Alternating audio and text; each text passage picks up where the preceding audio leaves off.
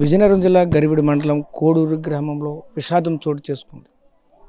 టీడీపీలో ఎప్పటి నుంచో నమ్మిన బంటుగా పనిచేస్తూ ఒక సీనియర్ లీడర్గా పేరుగాంచినటువంటి అడప సూర్యనారాయణ మృతిపై పలు అనుమానాలు కూడా వ్యక్తమవుతుంటున్నారు. చూడొచ్చు, అంతా కూడా కన్నీరు మున్నీరు అవుతుంది. మా మధ్య లేరు అనే ఒక బాధ అయితే తీవ్రంగా కలసివేస్తున్న పరిస్థితి కనిపిస్తూ ఉంది. అసలు ఎలా జరిగింది ఏంటి? ప్రస్తుతం చూసుకుంటే సూర్యనారాయణకి ఈ గ్రామంలో ఎవరైనా శత్రువులు ఉన్నారా? ఆ పోలీసులు కూడా వైపు ముమ్మరంగా దర్యాప్తు కూడా చేస్తున్న పరిస్థితి కనిపిస్తుంది. అసలు ఏం జరిగింది ఏంటి, ఎలా ఉండేవాళ్ళు అంటే రెగ్యులర్ హ్యాబిట్ ఈ సడన్గా వెళ్ళి ఆ రోజు అదే టైంకి వెళ్తారు. ఎప్పుడు మిస్సింగ్ అయ్యేసరికి మేము ఇంకా కంప్లైంట్ ఫైల్ చేయాల్సి వచ్చింది. And yesterday we found him. నాన్నగారు ఎలా ఉండేవాళ్ళు? రోజు ఊర్లో కానీ ఇంట్లో కానీ వచ్చిన తర్వాత 3 రోజులు 2 రోజుల తర్వాత మళ్ళీ ఆ బాడీ పైకి తేలింది. దీనిపైన ఎటువంటి అనుమానాలు వ్యక్తమవుతున్నాయి? మా డాడీ ఎలా ఉంటారు అని చెప్పడానికి వస్తే మీరు ఇక్కడ వీధిలో కానీ ఊర్లో కానీ ఎవరినైనా ఎంక్వైరీ చేయండి. ఒక్కరన్నా చెడు మాట చెప్పరు ఆయన గురించి. ఈ ఊరు ఆయన పంచాయతీ, మా అమ్మగారు పంచాయతీ ప్రెసిడెంట్ అయిన తర్వాత ఆయన హ్యాండిల్ చేసిన తర్వాత ఈ ఊరు ఎంత మారిందో మీరు నా నుండి లేదా మా కుటుంబ సభ్యుల నుండి కాకుండా ఈ ఊరు వాళ్ళ నుండి తెలిస్తేనే బాగుంటుందని నేను అనుకుంటున్నాను. మా చెల్లి కూడా మాట్లాడితే తనతో మాట్లాడారు. చెప్పండి అమ్మ, నాన్నగారు ఎలా ఉండేవాళ్ళు? ఈరోజు ఈ ఘటన ఎలా జరిగింది అనుకోండి? ఉదయాన్నే సాధారణంగా ప్రతిరోజునే వాకింగ్కి వెళ్ళేవాళ్ళు, కానీ ఆ రోజు ఒక్కసారిగా నాన్నగారు కనిపించకపోయేసరికి ఎటువంటి ఇబ్బందులు ఎదురయ్యాయి? అప్పుడు చూసుకుంటే ఆ ముందు రోజు కానీ ఆ తర్వాత రోజు కానీ? లేదండి, ముందు రోజు అయితే నేను ఇక్కడే ఉంటున్నాను. అంటే నేను హైదరాబాద్ నుంచి ఇక్కడే ఉంటున్నాను. సో ఈ గత 15 రోజులుగా నేను ఎవరితో గొడవ పడ్డం కానీ, లేదంటే అతను ఫోన్ కాల్స్లో ఏదైనా సస్పీషియస్గా మాట్లాడడమో లేకపోతే సీక్రెట్గా మాట్లాడడము అలా కూడా ఏం జరగలేదు. అలా అని మా ఇంట్లో ఏమైనా అయ్యిందా అంటే మా ఇంట్లో సిచ్యువేషన్స్ కూడా అన్నీ బాగానే ఉన్నాయి. అలా అని మా ఇంట్లో డిస్టర్బెన్సెస్ కూడా ఏమీ లేవు. కానీ ఏం జరిగింది ఏంటి అంటే మాకు కూడా ఏమీ అర్థం కావట్లేదు. ఎప్పుడు వెళ్ళిన అతను వస్తారని అనుకున్నాము. అతను అలానే డైలీ వాకింగ్కి వెళ్తారు. అతనికి ఎప్పుడు వీలైతే అప్పుడు వెళ్తూ ఉంటారు, వస్తూ ఉంటారు. సో ఆ రోజు కూడా అలానే వెళ్తున్నారు అనుకున్నాము. వెళ్ళి మళ్ళీ తిరిగి రాకపోయేసరికి ఒక గంట చూసాము. ఎప్పుడు అయితే అతను 5:45కి వెళ్ళి 6:30కి 7 కల్లా ఇంటికి వచ్చేస్తారు. అలాంటి మనిషి 8 వరకు చూసాము. ఏమో గ్రామస్తులు ఎవరైనా ఏమైనా మాట్లాడిపోయేసరికి మాకు కొంచెం అనుమానం వచ్చి మా వీధిలో ఎప్పుడు అతనితో వెళ్ళే వాళ్ళు వాకింగ్ వాళ్ళు ఉంటారు. ఏ ఏరియా నుంచి వెళ్తారు, ఏ ఏరియా నుంచి వస్తారు అనేది వాళ్ళకే తెలుసు. సో వాళ్ళు వెళ్ళడం జరిగింది. ఒక 2 సార్లు మొత్తం ఆ ఏరియా అంతా చూసి వచ్చాక ఆ ఏరియాలో లేరు అని వాళ్ళు వచ్చి మాకు చెప్పాక మాకు డౌట్ అనేది స్టార్ట్ అయింది. లైక్ ఏమై ఉంటుంది ఏంటి అనేది మాకు చాలా టెన్షన్గా అనిపించి ఇంకా అందరికీ చెప్పడం జరిగింది. అందరూ సెర్చ్ చేశారు 2 రోజులు. అలానే పోలీస్ తరపున మేము వెంటనే వెళ్ళి కంప్లైంట్ కూడా ఇవ్వడం జరిగింది. వెంటనే పోలీస్ స్టేషన్కి వెళ్ళి ఎఫ్ఐఆర్ ఫైల్ చేశాము, డీటెయిల్స్ చెప్పాము. వాళ్ళు కూడా వచ్చి ఎంక్వైరీ అన్నీ చేశారు. అలాగే పొలిటికల్ సైడ్ నుంచి కూడా వచ్చి ఇలా సో అండ్ సో చెరువు దగ్గర ఇలా డెడ్ బాడీ కనిపించిందని. సో అది ఎలా అయింది ఏంటి అంటే మాకు కూడా ఏం తెలియదు సార్.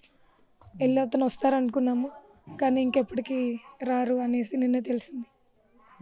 పోలీసులు ఏం చెప్తున్నారు? పోలీసులు కంప్లైంట్ చేశారు కదా, వాళ్ళ కోణంలో కూడా ఒక ఎంక్వైరీ మొదలు పెట్టారు. ఏం చెప్తున్నారు పోలీసులు? ఏమైనా వాళ్ళ నుంచి ఎటువంటి ఇన్ఫర్మేషన్ ఏమైనా వచ్చిందా? ఇన్ఫర్మేషన్ కానీ క్లూస్ కానీ ఏం దొరకలేదు. అలాగే మా చుట్టుపక్కల లేకపోతే మా వీధిలో ఉన్న వాళ్ళు కానీ మొత్తం అందరూ యూత్ అందరూ కూడా చాలా సపోర్టివ్గా ఆ 2 రోజులు మొత్తం మా చుట్టుపక్కలంతా గాలింపు చేశారు. బట్ వాళ్ళకు కూడా ఏమీ క్లూ దొరకలేదు. కానీ వాళ్ళు చెప్పేది ఏంటంటే వాకింగ్కి వెళ్ళిన అతను రాకపోవడం అంటే ఆ దీంట్లోనే ఉండాలి అన్నారు. సో వాళ్ళకి ఏం క్లూ దొరకలేదు. కానీ నిన్న ఆ డాగ్ స్క్వాడ్ కూడా వచ్చి చెక్ చేసింది.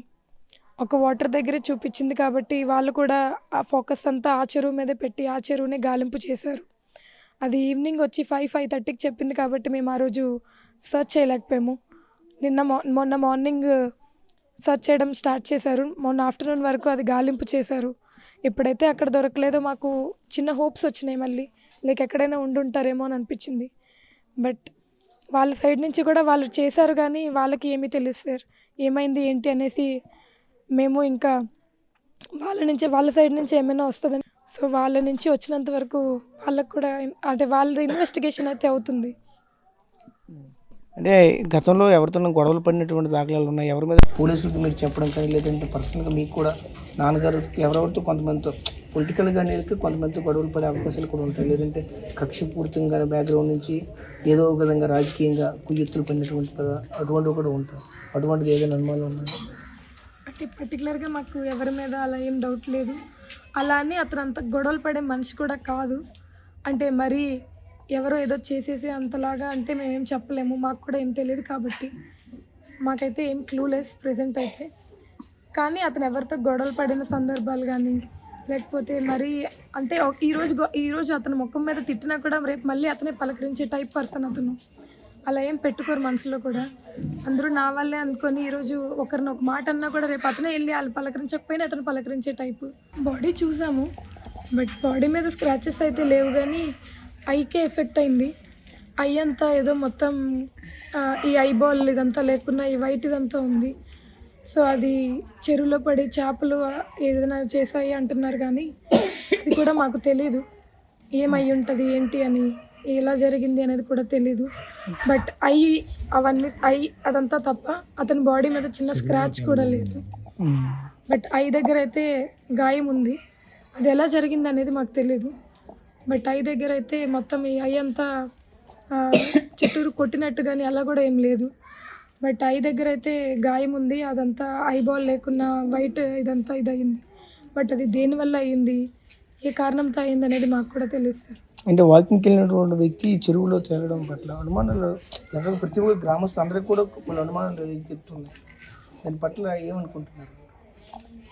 అనుమానాలు అంటే సార్ ఇప్పుడు కరెక్ట్గా తెలియదు కాబట్టి ఖచ్చితంగా చాలా చాలా ఆలోచనలు వస్తాయి ఎలా జరిగి ఉంటుంది ఏంటి అని. అది సూసైడ్ అయితే అయ్యి ఉండదు, అది మేము 100% చెప్పగలము. సో అతను అలా చేసుకునే అంత పిరికి వ్యక్తి కూడా కాదు. అలా అని ఇంట్లో ఏమైనా గొడవలు అయ్యా అంటే అది కూడా లేదు. అలా అయినా కూడా అతను చేసుకునే టైప్ కాదు.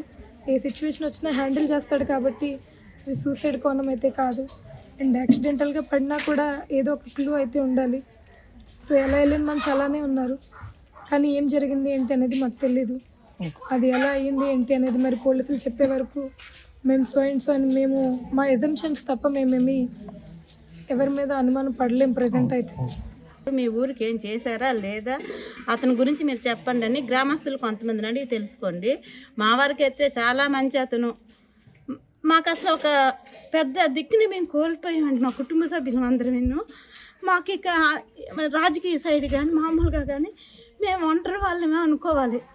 ఇప్పుడు మాత్రం మా మరిది గారి లాగా మాకు చేసేవాళ్ళు లేరు మా ఫ్యామిలీలో.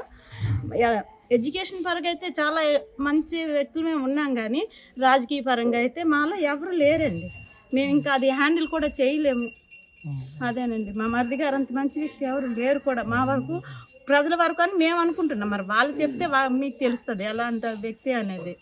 ఇక్కడే కాదు, మండలంలోనైనా జిల్లాలోనైనా చాలా మోస్ట్ సీనియర్ నాయకుడు మా మరిది గారు.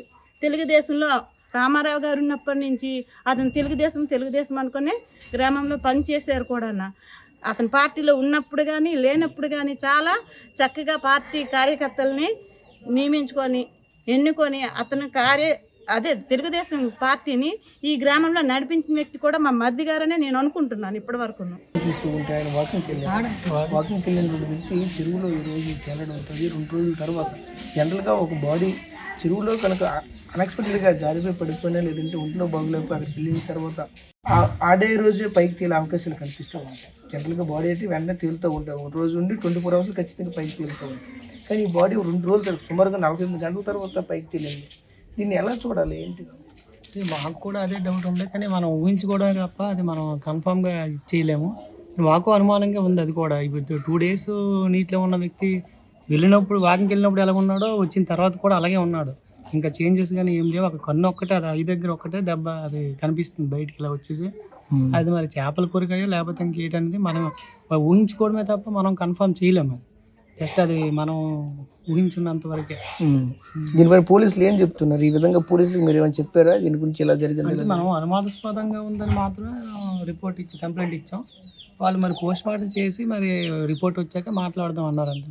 ఓకే.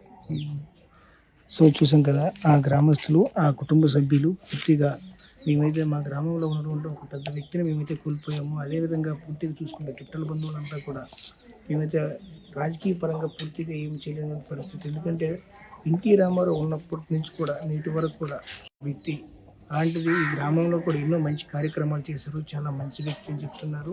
అలాంటి వ్యక్తి ప్రతిరోజు కూడా కాలకృత్యాలు తీసుకున్న తర్వాత సాధారణంగానే ప్రతిరోజు కూడా ఆరోగ్యరీత్యా వాకింగ్కి అయితే వెళ్ళేవారు. వాకింగ్కి వెళ్ళినటువంటి వ్యక్తి రాకపోవడంతో పలు అనుమానాలు కూడా వ్యక్తమయ్యాయి. ఇదే క్రమంలో పోలీసులు కూడా కంప్లైంట్ ఇచ్చారని చెప్పారు. అయితే ముఖ్యంగా ఒకటే చెప్పుకోవాల్సిన నేపథ్యం అయితే కనిపిస్తుంది. ఏమైనా సరే ఈరోజు సూర్యనారాయణ లేకపోవడంతో ఆ గ్రామానికి ఆ ఇంటికి తీరని లోటుగా కనిపిస్తుందంటూ కూడా కన్నీటి మున్నీరు అవుతున్నటువంటి పరిస్థితులు కూడా ఆ కుమారులు కూడా సంబంధించిన వాళ్ళు కుమార్తెలు కూడా చెప్పుకోవాల్సిన పరిస్థితులు కనిపిస్తూ ఉంది. ప్రస్తుతం ఇది గ్రామంలో ఉన్నటువంటి తాజా పరిస్థితి. కెమెరా పర్సన్ నాయుడుతో రాజేష్, RTV, గరుడు మండలం, విజయనగరం జిల్లా నుంచి. చరిత్ర సృష్టించినోడు ఇప్పుడు ఆ చరిత్రని తిరగరాయబోతున్నాడు.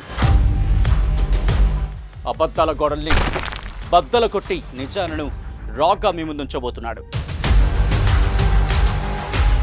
నిజమైన వార్తల కోసం వెంటనే డౌన్లోడ్ చేసుకోండి రా యాప్ని.